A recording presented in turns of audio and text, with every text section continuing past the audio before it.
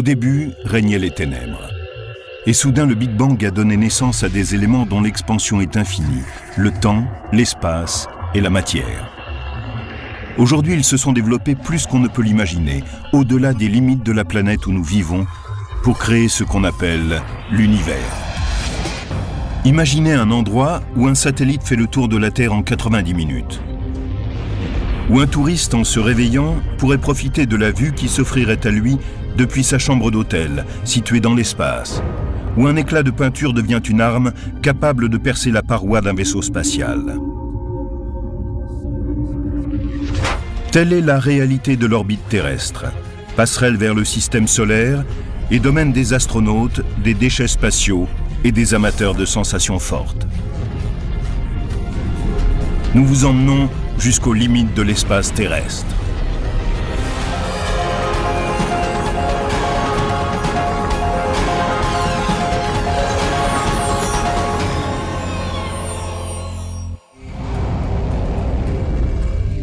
Dans un avenir pas si lointain, un humain embarquera à bord d'une fusée et sera lancé directement en orbite à 160 km de la Terre.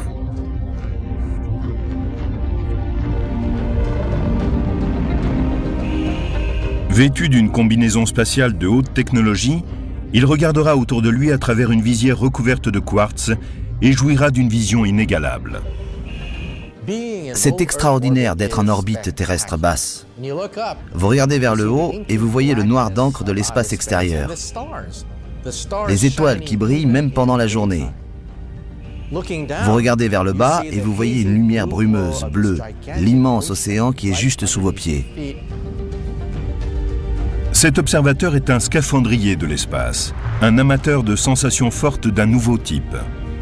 Il détache son harnais de sécurité, se dresse au bord de l'espace, jette un dernier regard vers l'univers, saute et file à toute vitesse vers la Terre en dessous de lui.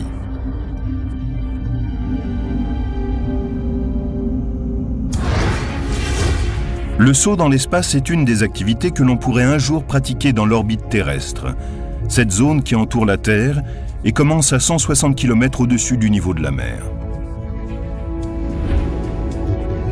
C'est le domaine des satellites et des stations spatiales.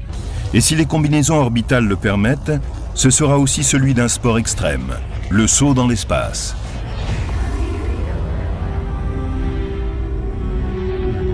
L'orbite terrestre est une fenêtre sur le reste de l'univers, et peut-être deviendra-t-elle une extension de la Terre.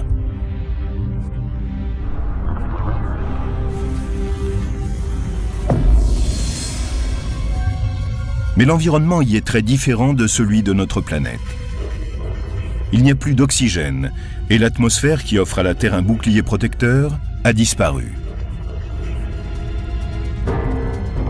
Des menaces cosmiques guettent ceux qui s'aventurent ici. Nous oublions que l'espace extérieur est dangereux. Nous oublions que c'est le domaine des radiations cosmiques, des éruptions solaires. On y rencontre des météores, des débris spatiaux. Naviguer dans l'espace extérieur ressemble fort à une course d'obstacles. Comme pour les passionnés de saut en chute libre qui s'éjectent d'un avion pour filer vers la Terre, on peut penser que sauter dans l'espace n'est que l'occasion d'éprouver des sensations fortes. Mais cela cache aussi des intentions très sérieuses. Jonathan Clark, chirurgien dans l'aviation et ancien parachutiste en très haute altitude, est un de ceux qui travaillent sur l'idée de saut dans l'espace, et ce pour des raisons très personnelles. J'ai été affecté à la NASA pour travailler sur des opérations spatiales. Et puis, ma femme était astronaute. Columbia, Houston, UHF, comm check. Et elle est morte en 2003 au cours de la mission Columbia. S'éjecter d'un appareil en péril sans anicroche est une routine pour les pilotes militaires.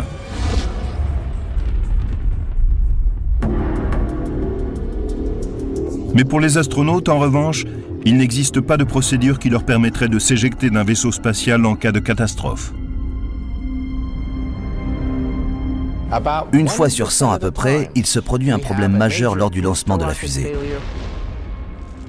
Ou une catastrophe dans l'espace extérieur. La combinaison spatiale d'un parachutiste en chute libre deviendra peut-être une nouvelle tenue de sécurité que les astronautes pourront utiliser au cours de leur mission. Elle sera testée pour la première fois au cours d'un saut de 48 000 mètres. Pour résister à la rentrée dans l'atmosphère, cette combinaison comprend plusieurs points importants. Une combinaison protectrice qui isole le sauteur de son environnement et permet de passer de moins 5 degrés jusqu'à plus 240 lorsqu'il rentre dans l'atmosphère. De petits jets de gaz qui jaillissent de chaque gant pour orienter et diriger le corps en état d'apesanteur. Un système d'oxygène en circuit fermé qui nettoie le dioxyde de carbone et le remet en circulation pendant les 10 minutes du voyage de retour. Un parachute de décélération pour stabiliser le parachutiste quand il se rapproche de la Terre.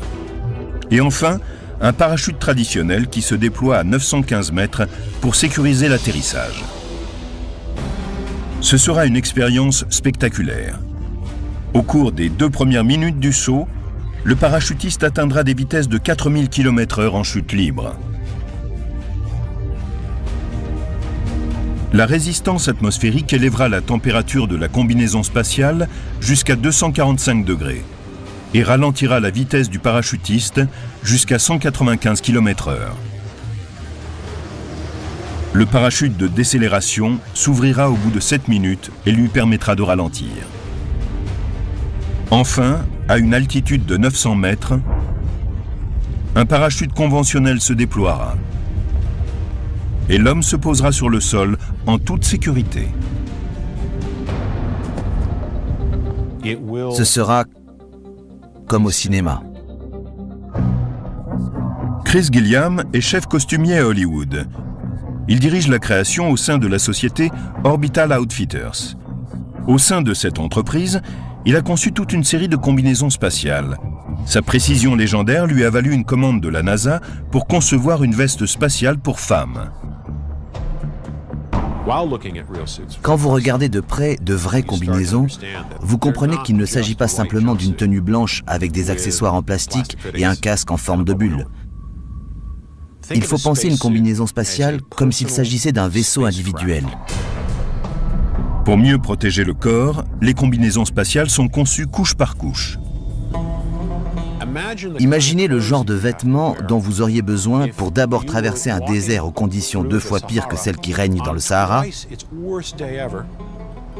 et une seconde plus tard, passer dans un environnement comme celui de l'Arctique. Voilà ce qu'il vous faudrait. Quand on regarde la forme et le mode de fonctionnement de ces combinaisons orbitales, on voit que Gilliam a pensé aux armures médiévales pour concevoir ses créations futuristes. Voici un gant du XIVe siècle. Cette articulation est presque identique à celle du gant d'une combinaison spatiale. Et tous deux ont presque la même forme et accomplissent la même fonction. Il faudra peut-être des années avant que ce type de saut ne devienne une réalité. Mais les amateurs de sensations fortes partent déjà vers les limites de l'espace dans le domaine de l'orbite terrestre. Jusqu'en 2001, le privilège de tourner en orbite autour de la Terre était réservé à une petite élite, des astronautes choisis pour travailler dans l'espace. Mais c'était avant que le tourisme spatial ne devienne une réalité. Beaucoup de gens, quand ils pensent au vol dans l'espace, rêvent d'y aller eux-mêmes. Depuis le tout début, ceux qui réfléchissaient sur les vols spatiaux prévoyaient déjà l'avènement du tourisme spatial. À l'heure actuelle, la société Space Adventures est la seule qui permette d'accomplir ce rêve. Nous sommes la seule société privée de voyages spatiaux. Space Adventures a démarré son activité il y a 10 ans, quand un premier client est parti pour un voyage en très haute altitude à bord d'un avion supersonique russe. Quand il est revenu et qu'il a raconté qu'il avait vu la courbe de la Terre et le ciel sombre par-dessus, j'ai su que notre activité allait pouvoir se développer, que des millions de gens à travers le monde voudraient partir avec nous. En 2001, un milliardaire, l'investisseur Denis Tito, prit contact avec Space Adventures pour organiser un voyage dans l'orbite terrestre. L'ère du tourisme spatial privé était née. Le vol de Denis Tito vers la Station spatiale internationale marquait les débuts du tourisme spatial. Ce fut une immense réussite, pleine de signification. La communauté spatiale qui observait l'aventure trouva cela formidable et applaudit. Une nouvelle ère était née. J'aime l'espace. Space Adventures propose maintenant des voyages vers la Station spatiale internationale pour une somme de 30 millions de dollars. Vous apprenez plein de choses sur la fusée, sur le vaisseau spatial à bord duquel vous allez vous envoler, ainsi que sur la station spatiale. Et vous apprenez comment vivre, manger, travailler et même aller aux toilettes une fois dans l'espace. Pour arriver à la Station spatiale internationale, les touristes de l'espace devront d'abord voyager avec des Russes dans une capsule Soyouz. Elle a navigué avec succès pendant 35 ans. C'est un exploit technologique de vous faire décoller et de vous placer en orbite en moins de 8 minutes. Une fois arrivés à la station spatiale, les touristes de l'espace vivent comme de vrais astronautes. Le confort est très relatif. Donc si vous aimez le camping et n'y voyez aucun inconvénient, vous serez parfaitement bien dans une station spatiale. Si vous avez l'habitude de faire des excursions dans la nature sans le confort d'un toit, alors les équipements du vaisseau spatial vous conviendront. La nourriture est excellente, mais on ne va pas là-bas pour la nourriture. Ce qui est vraiment un plaisir dans l'espace, c'est de flotter en apesanteur, d'apercevoir la Terre, de faire partie de l'avenir de l'exploration spatiale et de pouvoir vivre cette expérience de quitter la planète et de se rendre là où très peu de gens sont déjà allés. On peut admirer 16 couchers et 16 levées de soleil par jour, étant donné la vitesse à laquelle on tourne autour de la Terre. À l'heure actuelle, les voyages dans l'espace sont trop onéreux pour la plupart des gens. Pour vous rendre simplement dans l'orbite terrestre basse, cela vous coûterait près de 20 000 $ par kilo. Autrement dit, vous paieriez votre poids en or. De nombreuses sociétés tentent de concevoir un nouveau vaisseau spatial pour rendre les voyages dans l'espace plus abordables. Ce que je peux vous dire, c'est que cela ne coûtera pas 4 000 $. Cela devrait commencer à 40 millions de dollars. Mais Space Adventures a de grands projets. La société veut élargir ses offres de voyages spatiaux. Un de nos futurs clients marchera dans l'espace pour la première fois. Nous sommes également très excités par l'idée d'un programme de vol autour de la Lune. Nos clients pourraient tourner à une centaine de kilomètres de la surface lunaire. L'idée d'envoyer de simples citoyens dans l'espace a changé la manière d'envisager l'exploration spatiale. Je dirais que nous avons ouvert la voie à toute l'industrie du tourisme. Maintenant, beaucoup de gens ont envie de briser cette frontière et de le faire dans un cadre privé. Nous espérons être considérés dans l'histoire comme ceux qui ont fait démarrer toute l'industrie spatiale. Aller jusqu'aux limites de l'espace est peut-être la partie la plus enthousiasmante de l'aventure spatiale. Mais l'espace est un vaste domaine qui abrite des dangers qui ne ressemblent à rien de ce que nous connaissons sur Terre. L'orbite terrestre qui délimite notre frontière spatiale est généralement divisée en 3 parties. L'orbite terrestre basse est une ceinture de 1770 km de large. Elle est la plus proche de l'atmosphère terrestre. Elle commence à 200 km seulement au-dessus du niveau de la mer. Les orbites terrestres basses offrent des avantages énormes. Et la plus grande partie du programme spatial habité se déroule dans cette zone.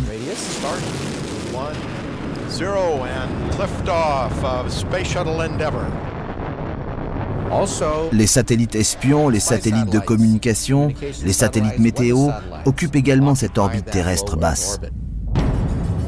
L'orbite terrestre basse est comme une ville grouillant d'activité. Le télescope spatial Hubble et la Station spatiale internationale sont chez eux dans l'orbite terrestre basse. Soyouz et la navette spatiale accomplissent ici leur mission. Les objets et les hommes placés en orbite terrestre basse peuvent faire le tour de la Terre en 90 minutes. 45 minutes du côté ensoleillé de la Terre et 45 minutes du côté à l'ombre. À part quelques voyages vers la Lune, toutes les incursions humaines dans l'espace se sont produites dans l'orbite terrestre basse. Ce qui est essentiel à comprendre, c'est que si vous n'atteignez pas l'orbite terrestre basse, vous ne pouvez aller nulle part. Or, le but de tout vol spatial habité est de se rendre ailleurs. L'orbite terrestre basse est une sorte de porte d'entrée pour ce type d'aventure. Au-dessus de l'orbite terrestre basse se trouve une région appelée orbite moyenne, qui se situe à une distance de la Terre comprise entre 1900 et 22 000 km. De nombreux satellites de communication sont placés en orbite ici, y compris les GPS. Les satellites GPS tournent à environ 19 000 km de la Terre, dans une orbite que nous appelons semi-synchrone. Ils font à peu près 2 fois le tour de la Terre en 12 heures. Les GPS sont placés sur 6 plans orbitaux. Imaginez un globe terrestre autour duquel se dessinent 6 orbites séparées par des distances égales et 4 à 5 satellites par plan orbital. Cela nous permet de couvrir le monde entier. Les satellites GPS étant placés à cette altitude, ils peuvent surveiller n'importe quel point du globe à toute heure du jour et de la nuit. Il faut 4 satellites pour couvrir un emplacement précis. Le premier trace un cercle autour de la zone, le second et le troisième affinent la position, et enfin le quatrième peut dire exactement où vous êtes. C'est aussi dans l'orbite terrestre moyenne que réside la terrible ceinture de radiation de Van Allen. Ces zones de particules énergétiques peuvent entraîner dans un mouvement de spirale destructeur un satellite de 300 millions de dollars, ou bombarder un être humain d'une dose de rayons mortels. Elles s'étirent depuis la Terre comme des anneaux de forme allongée. Les satellites sont placés à des altitudes très précises, afin d'éviter ces ceintures de particules venues du Soleil, particulièrement destructrices. Encore plus loin, on trouve l'orbite terrestre haute, ou orbite géosynchrone. Si l'orbite basse est une ville très animée, l'orbite haute est un paysage rural. À une altitude située entre 35 000 et 56 000 km au-dessus du niveau de la mer, les satellites survolent la Terre. Ils ont un point de vue incomparable sur n'importe quel endroit, fût-il à une très longue distance. Plus de 2000 satellites résident dans l'orbite terrestre haute. Ces satellites semblent être stationnaires. Ils accomplissent un tour de la Terre toutes les 24 heures. Mais une illusion d'optique nous laisse penser qu'ils sont immobiles dans l'espace extérieur. Pour atteindre l'orbite terrestre, un objet doit d'abord quitter le sol, puis être placé dans l'espace. La fusée ou le vaisseau spatial a donc besoin d'atteindre une vitesse appropriée pour parvenir à la direction et à l'altitude visée. Une vitesse de quelques kilomètres/heure est trop faible. La force de gravité et la force de résistance de l'atmosphère basse abattraient le vaisseau spatial et le conduiraient à s'écraser au sol. Il faut sortir de la résistance de l'atmosphère basse, dépasser cette zone de turbulence et de friction, filer ensuite dans la bonne direction et accélérer quand on est au-dessus de cette atmosphère sensible. C'est pour une excellente raison que le vaisseau spatial est lancé tout droit et non en angle, comme celui d'un avion. Un lancement spatial typique consiste à filer tout droit dans l'atmosphère pour traverser d'abord sa partie la plus épaisse, puis décrire un arc sur quelques kilomètres et enfin augmenter la vitesse pour aller dans la direction prévue. Pour atteindre l'orbite visée, un vaisseau spatial doit se déplacer à 28 000 km/h et suivre une trajectoire précise depuis le sol jusqu'à l'altitude désirée. À 1 degré près, il peut terminer sur une mauvaise orbite. Après avoir effectué un trajet de 8 minutes et consommé des millions de litres de carburant, le vaisseau est enfin en orbite. Une orbite est un parcours répété autour d'un objet. Comme la Terre, quand elle tourne autour du Soleil, un satellite ou un vaisseau spatial est maintenu en orbite par la gravitation. La masse de la Terre crée une force gravitationnelle qui détourne le parcours d'un objet de la ligne droite. On pourrait supposer que l'attraction terrestre perd beaucoup de son influence à cette altitude dans le ciel. Mais en orbite terrestre basse, la force de gravitation ne perd que 2% de sa puissance par rapport à ce qu'elle est à la surface de la Terre. Pour rester en orbite, il faut aller à une vitesse suffisante pour ne pas retomber sur la Terre, mais filer également assez vite pour que la courbe de votre trajet ne frappe pas celle de la surface terrestre. Simplement, vous tombez en décrivant une courbe autour de la planète. Vous n'êtes pas débarrassé de la force de gravitation, c'est elle qui vous fait tourner autour de la planète. Elle vous maintient dans ce trajet circulaire. Et c'est elle qui vous permet de revenir sur Terre. En théorie, un objet peut rester éternellement en orbite, tant qu'il va assez vite pour résister à l'attraction terrestre. Il y a deux types d'orbites, circulaires et elliptiques. Les orbites circulaires maintiennent les satellites ou les vaisseaux spatiaux à une altitude constante et leur permettent de décrire un cercle régulier autour de la Terre. Les satellites de localisation, GPS ou météo, sont tous sur des orbites circulaires. Les orbites elliptiques sont de forme ovale. Elles sont utilisées quand il faut être en haute altitude durant une partie du trajet, mais pas en permanence. Les vaisseaux spatiaux plaçant des satellites en haute altitude suivent des orbites elliptiques pour les amener à bon port.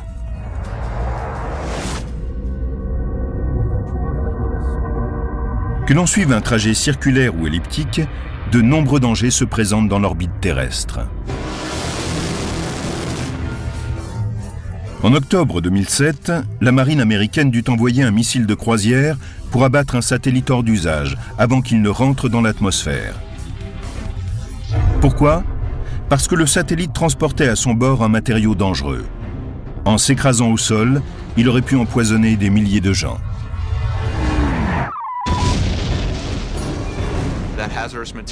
Il s'agissait d'hydrazine qui entre dans la composition du carburant des fusées. C'est ce qu'on a appelé l'opération Burn Frost. C'est la plus grosse opération jusqu'à ce jour pour protéger la planète d'un problème qui ne fait que grandir, celui des débris ou détritus spatiaux.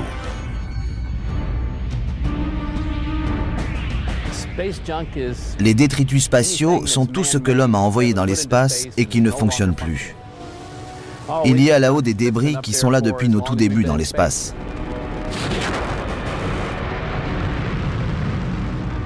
Comme une décharge qui se remplit petit à petit de détritus, les débris se sont accumulés autour de la Terre depuis le lancement du premier Spoutnik en 1957.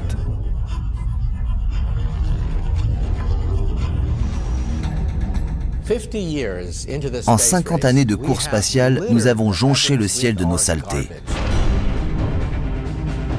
Et maintenant, avec 20 000 débris spatiaux, l'orbite terrestre s'est transformée en une décharge dont les éléments peuvent s'avérer mortels. C'est comme si la Terre était submergée par un essaim d'abeilles. Les débris spatiaux sont constitués essentiellement de morceaux de fusées, de satellites hors d'usage ou de vestiges d'un objet détruit après son lancement. Pris dans l'attraction gravitationnelle terrestre, ces débris se déplacent à des vitesses supérieures à 35 000 km/h. Ils filent 10 fois plus vite qu'une balle de revolver. Une collision entre un objet en fonctionnement comme un satellite ou un vaisseau habité et des débris spatiaux pourrait être catastrophique. Le centre JSPOC, Joint Space Operations Center, ou Centre d'opération spatiale interarmée, est une unité de surveillance top secrète de l'aviation américaine, dont la tâche est de traquer tout objet qui tourne autour de la Terre, y compris les débris spatiaux. Nous utilisons une foule de capteurs comme ceux du Space Surveillance Network, le réseau de surveillance spatiale. C'est un réseau de 29 stations situées autour du globe, des radars aussi bien que des télescopes optiques qui traquent plus de 18 000 objets que les hommes ont laissés derrière eux dans l'espace. Ces objets peuvent être aussi bien des satellites en activité, corps d'usage, ou des corps de fusées destinés au lancement et des débris égarés. S'ils entraient en collision, cela produirait une catastrophe.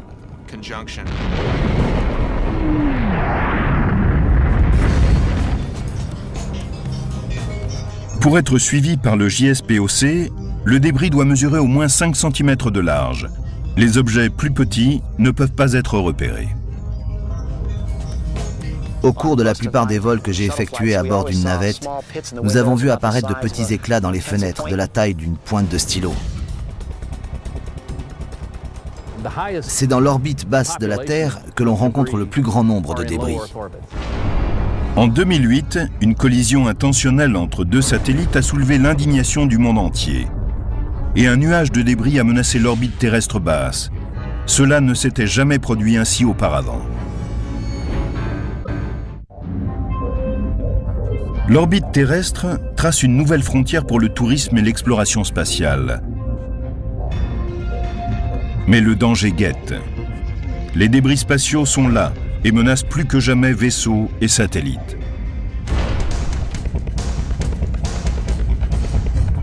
En 2007, on estimait la quantité totale de débris spatiaux à 20 000.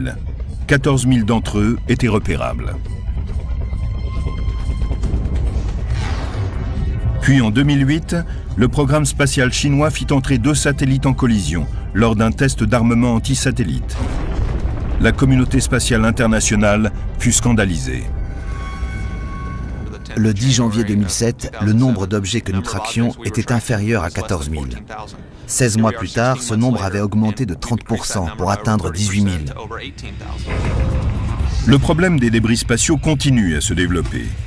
Des collisions se sont déjà produites entre des détritus spatiaux et des objets en activité. C'est ainsi qu'un débris spatial a heurté l'antenne gravitationnelle d'un vaisseau spatial et l'a brisé. Pour éviter de futures collisions, le JSPOC est en contact constant avec la NASA et d'autres organismes spatiaux internationaux. Il les informe lorsqu'un vaisseau spatial ou un satellite court un danger, et celui-ci peut être ainsi déplacé hors de portée du débris spatial. Un peu comme un bateau lorsqu'il aperçoit un danger dans l'eau.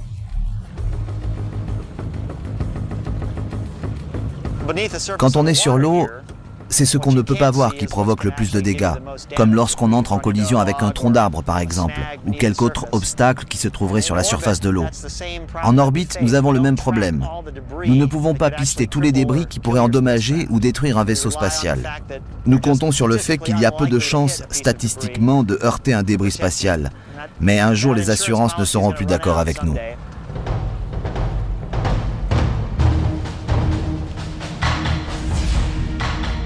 Par chance, il ne s'est jamais produit de collision grave entre un vaisseau habité et des débris spatiaux. Enfin, pour le moment. Nous n'avons jamais vu un vaisseau spatial piloté par un homme se heurter à des débris en orbite et être endommagé. Mais on a déjà été proche de la catastrophe. Les objets, quelle que soit leur taille, risquent toujours d'être déviés de leur orbite par un détritus spatial. Cela se produit quand un objet perd de la vitesse à cause du frottement et commence à être attiré vers la Terre par la force gravitationnelle. C'est essentiellement la résistance atmosphérique qui provoque la mise en orbite des débris. C'est le même phénomène que subit un cycliste. Quand vous pédalez à vitesse constante, vous maintenez un équilibre entre votre puissance musculaire, la pression de la route sur les pneus et la résistance de l'air autour de vous. Quand vous êtes sur un vélo, vous surmontez la résistance avec vos muscles et dans l'espace, en mettant le feu aux engins qui vont vous propulser en avant, vous donnez un peu de vitesse et vous surmonterez ainsi la résistance de l'air. C'est ce que doit faire la station spatiale pour éviter de retomber vers la Terre et de s'embraser. Si la poussée en avant s'arrête brusquement, vous retombez et rentrez de nouveau dans l'atmosphère.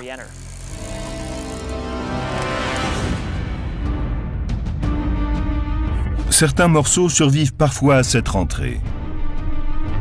Et la taille de ceux qui sont tombés sur Terre est effrayante.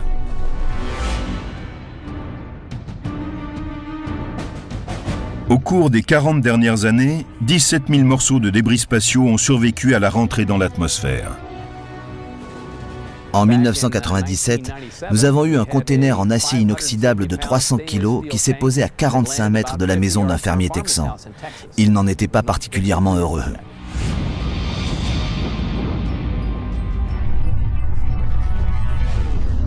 Lorsqu'un morceau de débris survit à la rentrée, il se déplace à une vitesse de 200 km/h avant de toucher le sol.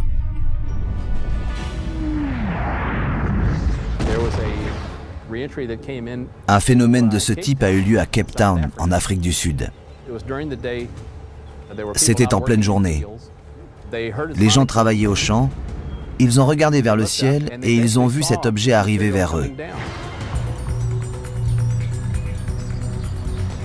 L'Aerospace Corporation, sise à El Segundo, en Californie, est une entreprise qui collecte et étudie les débris spatiaux pour des sociétés militaires et privées. Voici un morceau de ce qui fut autrefois un débris spatial. C'est une partie de l'étage d'une fusée utilisée pour placer en orbite un satellite GPS. Vous pouvez voir ici l'empreinte des fixations qui était fondue lorsqu'il est arrivé en bas. Nous avons découpé des échantillons pour essayer de comprendre ce qui s'était passé, quelle chaleur avait été atteinte. Et nous avons utilisé ces informations pour améliorer nos modèles. Il est important de comprendre comment ces morceaux ont supporté la rentrée dans l'atmosphère terrestre pour la construction des futurs vaisseaux et satellites spatiaux. Réparer et réutiliser des éléments essentiels pourrait permettre de réduire notablement les coûts de fabrication. Pourtant, la collecte des débris spatiaux demeure une opération délicate. Les 3/4 de la surface de la Terre sont couverts d'eau. Beaucoup de débris tombent donc dans la mer. Il est très rare que l'on en trouve au sol. On estime que la quantité de débris spatiaux aura doublé en 2050. Mais cela ne fait pas renoncer les entrepreneurs qui continuent à explorer l'orbite terrestre comme un terrain pour leurs futures activités. Pour seulement $2 500, des Memorial Spaceflights ont été mis en service en 2008. Il s'agit d'envoyer dans l'orbite terrestre basse les cendres d'une personne aimée. C'est la fin idéale pour quelqu'un qui rêvait de visiter un jour l'espace extérieur.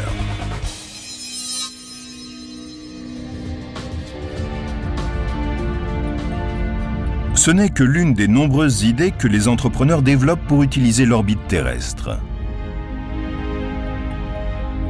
Mais pour mener à bien une entreprise spatiale, il faut obtenir un droit d'occupation permanente. Nous sommes au tout début du XXIe siècle et je prévois que l'espace deviendra une zone industrielle. Skylab, Mir et maintenant la Station spatiale internationale ont fourni un terrain pour les expériences spatiales et les habitations à long terme. Et si les sociétés privées possédaient elles aussi un vaisseau spatial en orbite autour de la Terre ? Je pense que nous avons été et que nous sommes encore la première société à avoir déployé ce type de structure.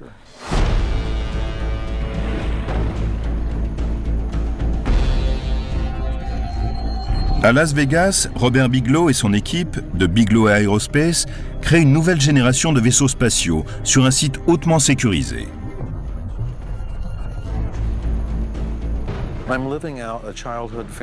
Je réalise un rêve de gosse. Je pense que nous sommes engagés dans quelque chose de vraiment important.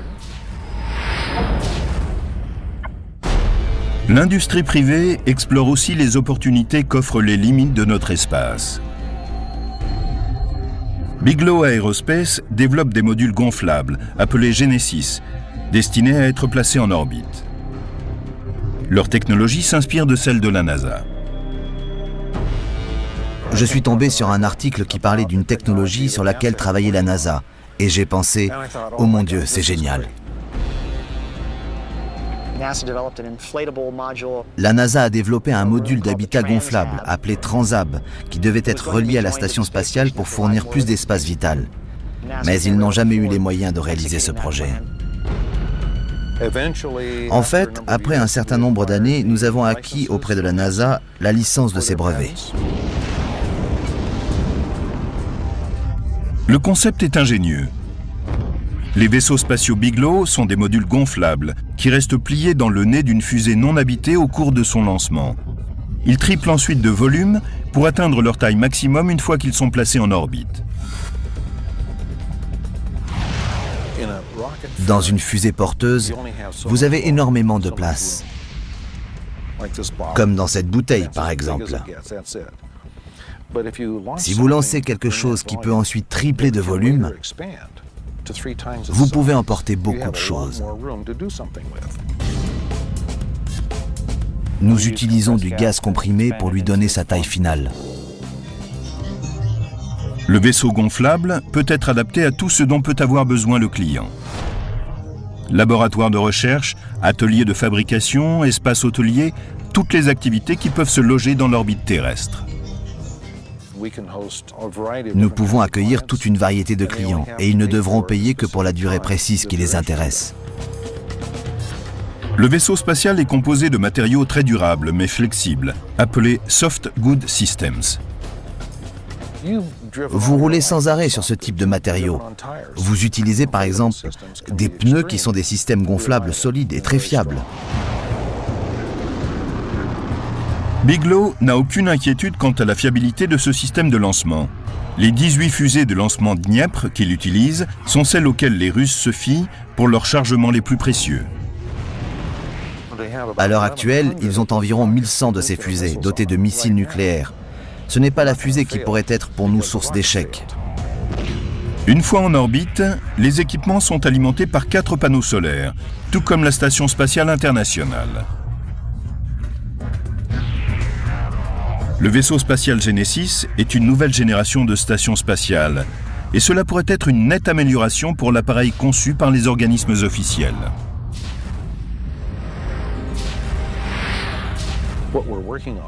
Si cela marche, ce sur quoi nous travaillons est un vaisseau plus fiable pour les humains que ceux en aluminium. Notre structure expansible est capable de protéger de tous les effets thermiques possibles, des micrométéorites et des radiations. Aujourd'hui, Bigelow Aerospace possède 2 vaisseaux privés, Genesis 1 et 2, qui orbitent à 550 km de la Terre. Ce sont les seuls vaisseaux spatiaux privés de ce type qui tournent aux limites de l'espace.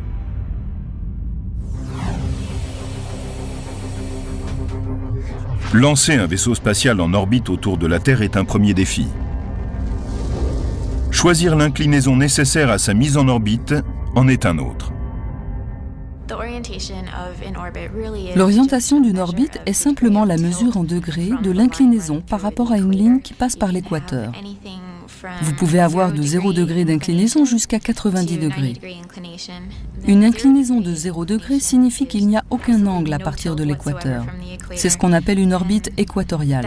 Alors que si vous avez un angle de 90 degrés à partir de l'équateur, c'est une orbite polaire. Les satellites et les vaisseaux spatiaux sont lancés selon différentes inclinaisons en fonction de leur mission, car cela les fait survoler différentes parties de la Terre. Si vous tournez autour de la Terre et de l'équateur, que verrez-vous? Ce qui est juste en dessous de vous est l'équateur, alors choisissez une inclinaison de 56 degrés et cela couvre presque toute la population du globe. Un satellite d'orbite polaire peut apercevoir la Terre entière en quelques rotations orbitales. Tandis que la Terre tourne lentement en dessous, le satellite continue à décrire une courbe au-dessus de nos têtes et peut observer tout le globe en un court laps de temps. Dans une mission d'espionnage ou d'observation, des orbites synchronisées sur celles du Soleil permettent au satellite de passer au-dessus d'un même point chaque jour à la même heure. Il se déplace d'1 degré chaque jour pour rester synchrone avec le Soleil en un endroit donné. Comme il est nécessaire d'être constamment en communication, les satellites géosynchrones sont placés très loin de la Terre et par conséquent des continents entiers sont dans leur champ de vision. Ils suivent la rotation de la Terre et semblent planer dans le ciel. Cette situation en orbite est très utile, parce qu'ainsi on peut constamment rester en contact par radio ou télévision avec un point au sol. L'orbite terrestre est une extension dans l'espace de l'occupation terrestre. Et si ces projets se déroulent bien, l'industrialisation des limites de l'espace se produira dans un futur proche.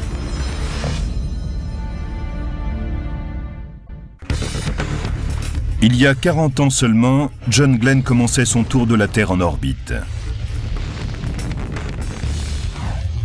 Ce que promettent les 50 ou 100 prochaines années pour l'orbite terrestre est aussi passionnant que le premier pas sur la Lune a pu l'être pour une génération précédente. Bigelow Aerospace a déjà franchi une étape importante en lançant en orbite ses modules Genesis 1 et 2. Mais le futur vaisseau spatial emmènera des touristes privés. Personne n'a jamais fait ça jusqu'à présent.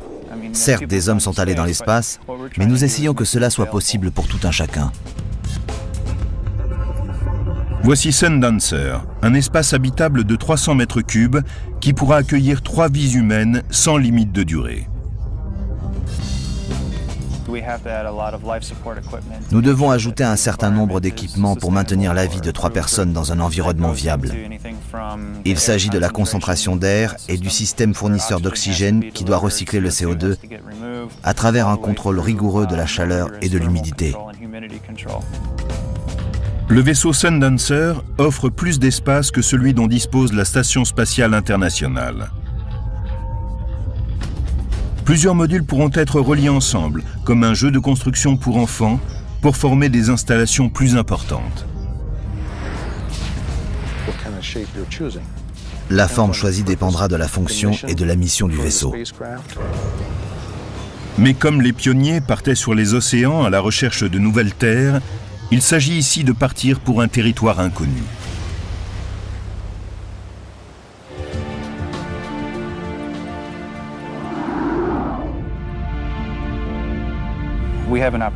Nous avons la possibilité que cette vision devienne réalité. Et c'est exactement ce que nous faisons pour l'instant. Beaucoup d'hommes rêvent en permanence d'occuper cette zone frontière de l'espace. Mais une chose reste claire. La Terre a besoin de trouver un moyen facile d'envoyer vaisseau spatial, chargement et personnes dans l'espace pour profiter de l'orbite terrestre. Cette idée est exaltante. On a vu toutes sortes de concepts, comme des ascenseurs de l'espace. Et même une fontaine de l'espace. Il s'agit d'une onde de particules à haute charge énergétique qui placerait des cargaisons en orbite terrestre. La clé est de trouver un moyen peu coûteux d'envoyer ces équipements dans l'espace. Les ressources spatiales pourraient aussi être exploitées dans une installation qui tournerait autour de la Terre. On pourrait utiliser les ressources de la Lune et des astéroïdes proches pour construire certaines choses dans l'espace même et ne pas avoir à dépenser trop d'argent pour les lancer depuis le sol. Lewis et Clark, quand ils ont traversé le continent américain entre 1804 et 1806, n'ont pas emporté avec eux depuis Saint-Louis l'eau potable ou le bois de chauffage dans leur périple vers l'Est. Ils ont utilisé ce qu'ils trouvaient sur leur route. Le plus grand cadeau de l'orbite terrestre pourrait être une énergie renouvelable. Imaginez une série de panneaux solaires qui généreraient assez de puissance pour éclairer un continent. C'est sans doute l'une des voies les plus prometteuses des 50 prochaines années. Il s'agit de trouver un moyen de fabriquer des collecteurs solaires bon marché, puis de construire des antennes au sol. Ainsi, nous pourrons utiliser l'énergie solaire qui est inépuisable et réduire notre dépendance envers les réserves limitées de carburant et d'énergie de la Terre.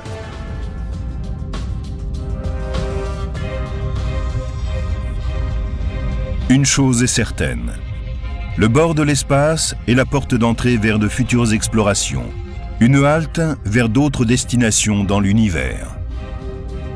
Je suis impatient de voir ce que seront les prochaines décennies. Aujourd'hui, la Terre est vraiment le jardin d'Éden de l'humanité. Depuis que nous y vivons, nous avons pris soin de notre planète, de nos parcs, et nous avons préservé les choses que nous aimons. Tout ce que nous faisons en termes de fabrication, d'extraction de matières premières, d'énergie et d'exploitation minière, tout cela peut se faire dans l'espace. Et évidemment, l'orbite terrestre basse est une porte d'entrée vers le reste du système solaire.